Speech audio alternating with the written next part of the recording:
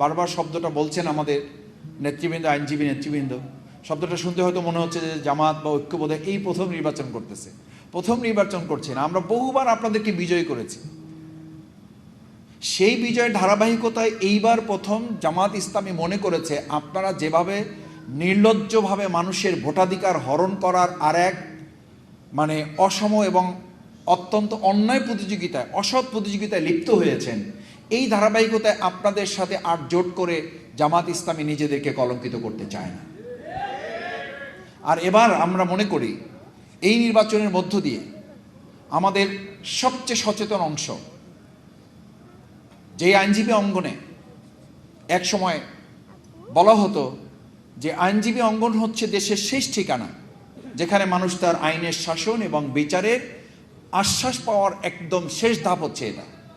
সেই শেষ ধাপে যখন কেউ অন্যায় এবং অত্যাচার জুলুমে রাজত্ব কায়েম করে, তখন বুঝতে হয় তাদের পতনের জন্য 17 বছর অপেক্ষা করা লাগবে না, হয়তো 17 মাসই তাদের জন্য যথেষ্ট হবে।